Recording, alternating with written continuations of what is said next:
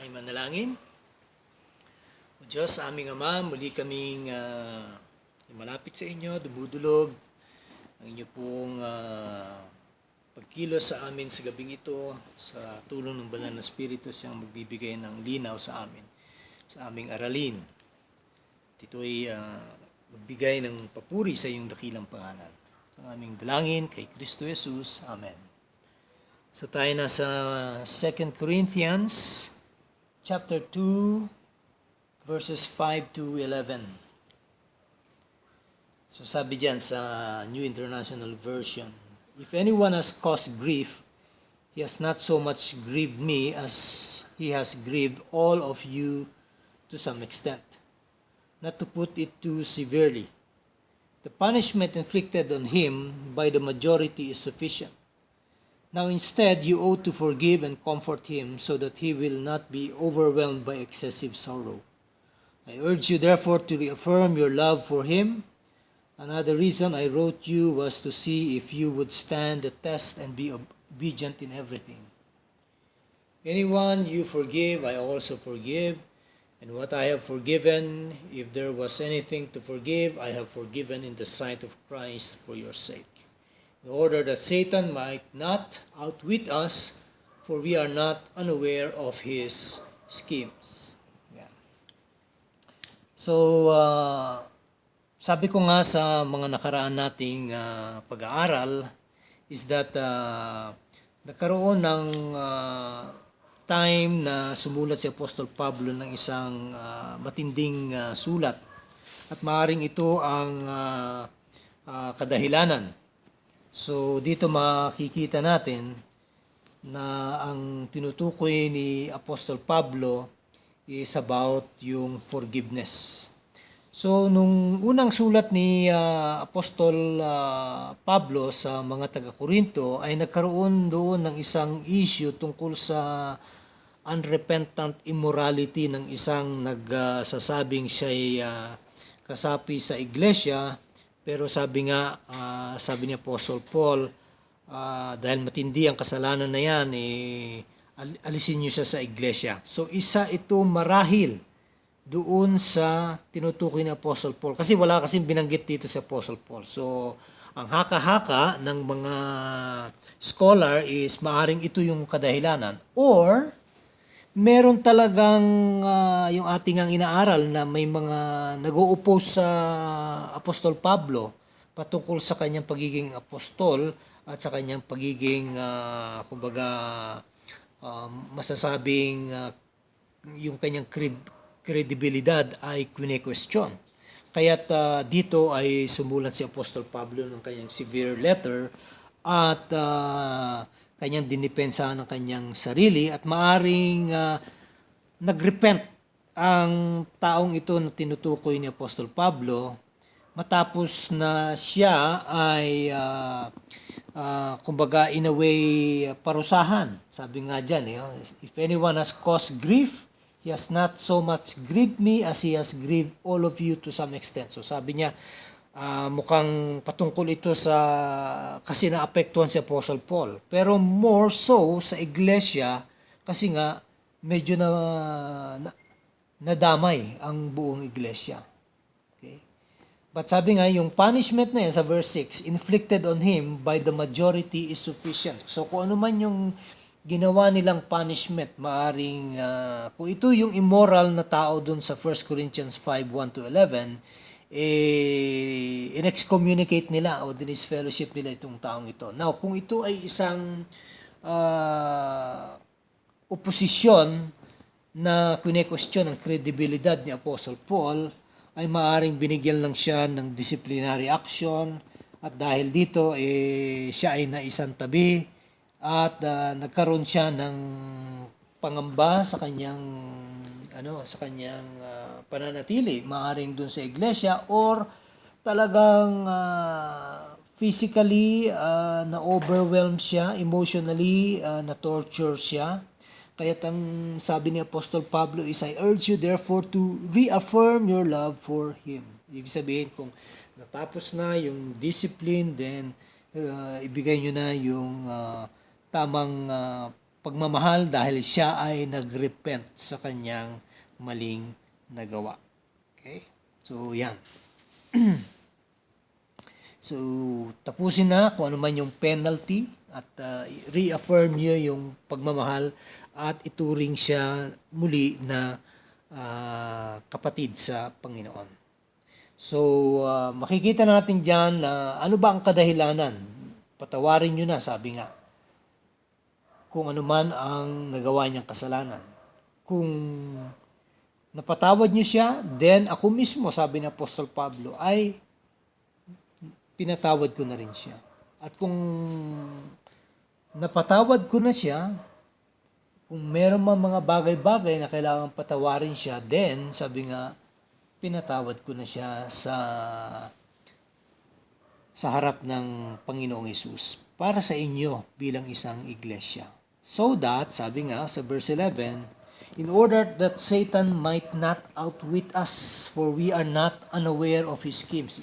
Now, napaka-importante to kasi nga si Satan ay nandyan lang at gusto niyang sirain itong iglesia ng Panginoon. Parang itong kinekwento ko sa inyo kanina na maaring yung encounter doon sa dalawa, sa PIDEA at sa mga kapulisan, ay gawa-gawa ng mga nasa mga drug syndicate para lang pag-awayin yung dalawa.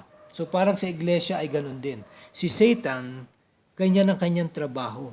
Gusto niya lang pag-awayin ang mga nasa loob ng iglesia, ang mga magkakapatid. Kaya sabi, kung nagkaroon na ng kaayusan, nagkaroon na ng repentance at pagbabalik ng tao sa poder, then sabi nga, andun yung pagpapatawad para na sa ganun ay hindi tayo mapasukan ng diablo.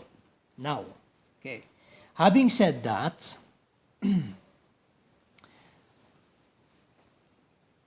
may anim na stages para magkaroon ng tinatawag na successful discipline. So, sa isang iglesia, importante ang discipline, ang church discipline. Kasi kung wala ito, magiging magulo ang iglesia. Magpapatuloy na lang sa kasalanan, ang gumagawa ng kasalanan, at sasabihin, anyway, wala namang discipline. Pero importante, ang church na hindi nagpapatupad ng church discipline ay hindi masasabing totoong church. Kasi isa ito sa mga iniwan ng ating Panginoon sa kanyang mga apostoles na gawin nila at gampanan nila sa kanila ngayon pagbubuo ng isang iglesia. Okay?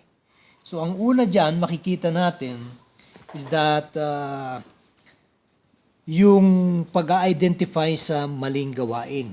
Nakita naman natin dito, sabi, if anyone has caused you grief, sabi sa verse 5, he has not so much grieved me as he has grieved all of you to some extent, not to put it too severely. So, ibig sabihin, kailangan malaman ano ang kasalanan.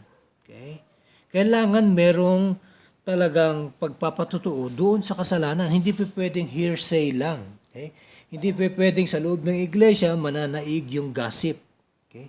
Lalo na pagdating po sa accusation sa isang elder.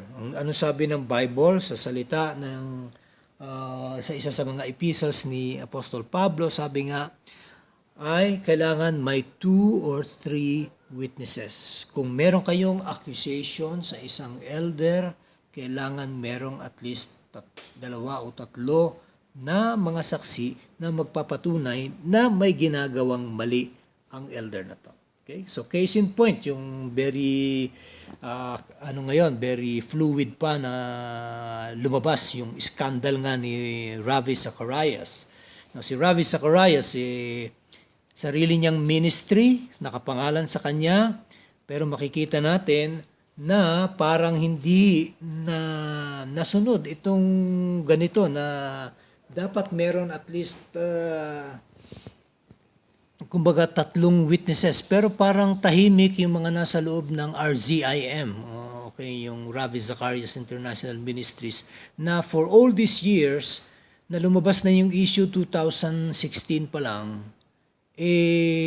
ang nangyari pa is that may nag-aakusa At hindi lang nga isa, may mga ilang and yet hindi nila binigyan ng pansin. Bagkus sinabi nila na sinisira nitong nag-aakusa ang ministry na kinabibilangan ni Ravi Zacharias. Now ngayon, moving forward, 2020, namatay si Ravi Zacharias, and then 2021, pumutok itong balita, and then itong February, lumabas na ang mga ebidensya at mismong ang mga tinatawag na mga private investigators, mga former FBI's pa ang kinuha nila dyan para lang makita ang mga detalye, at lumalabas na talagang guilty nga si Ravi Zacharias.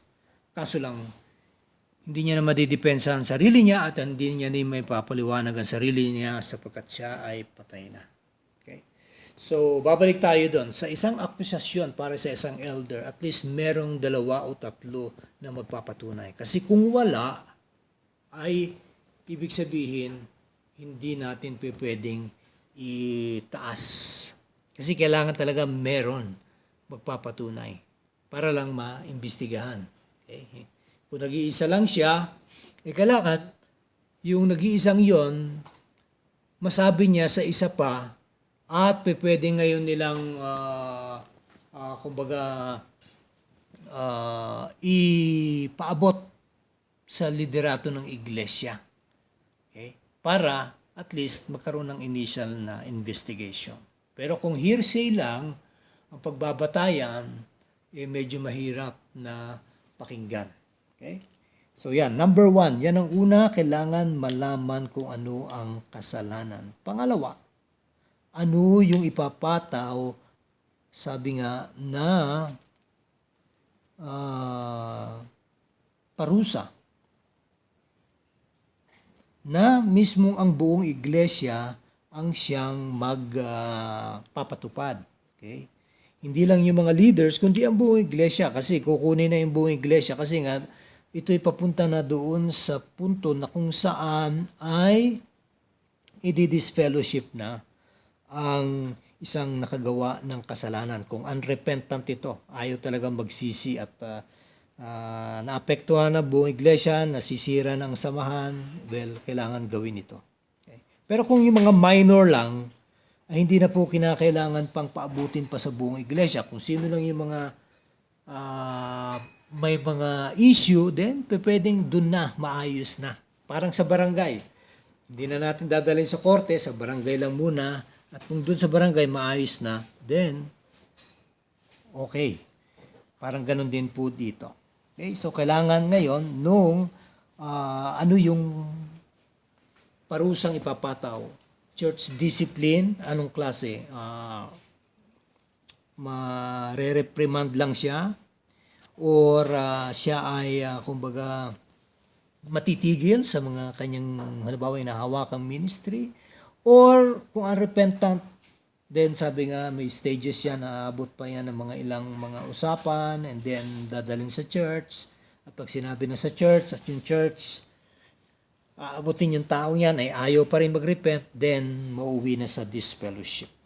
Okay? Yan po yung proseso. Nakalagay yan sa verse 6. The punishment inflicted on him by the majority is sufficient.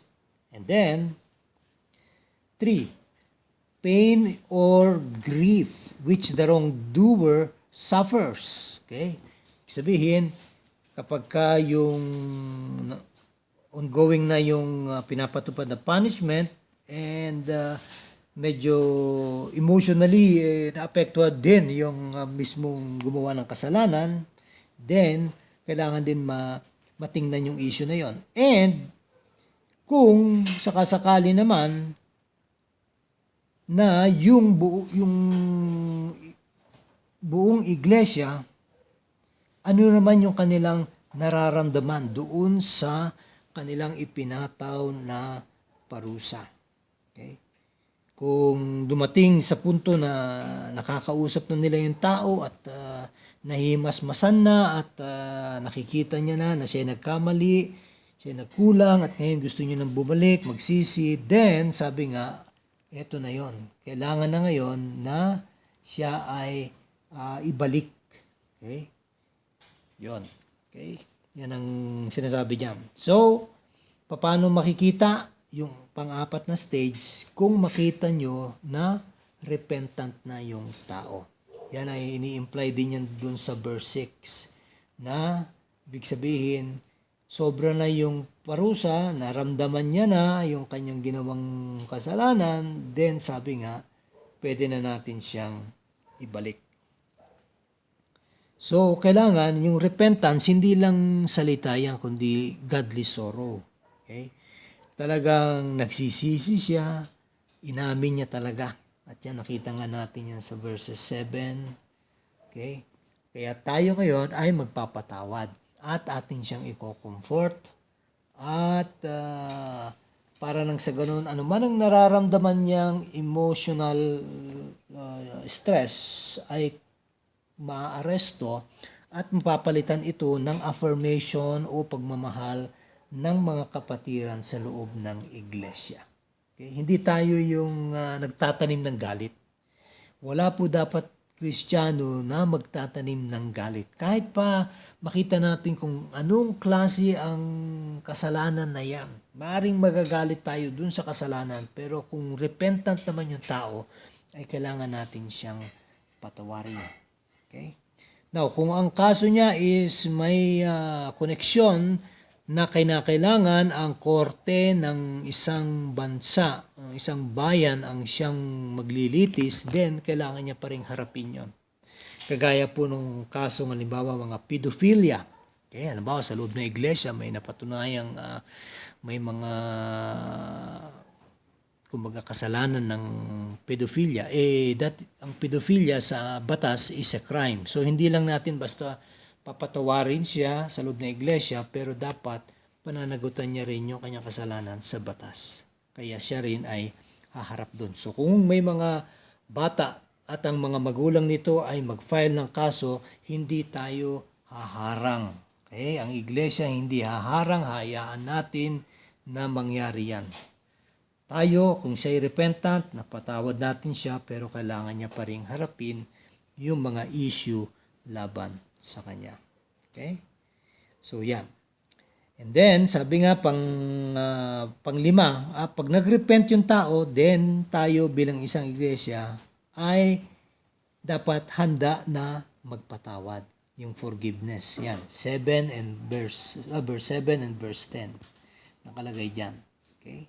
I-forgive at i-comfort siya. Tapos, kung napatawad niyo siya, then sa akin, napatawad ko na rin siya. Meaning to say, the whole church dapat ganon. Hindi pwedeng sabihin, kayo lang pinatawad niyo siya, pero ako hindi. Hindi. Kasi nga, buong iglesia ang ano nito, ang sakop nito. Okay? So, yan. Ibibigay ito ng pastor, pero kanyang hihingin sa buong iglesia ang kanilang confirmation. And then, pang-anim, ito na yon, yung affirmation, dyan sa verse 8. I urge you therefore to reaffirm your love for Him. So, dito ngayon, i-involve publicly ang lahat para ma-reinstate at ma-restore itong dating gumawa ng kasalanan sa full fellowship sa loob ng kongregasyon. Muli na siyang makakasama. So, hindi ito masasabing isang araw lang tapos kinabukasan babalik na, hindi.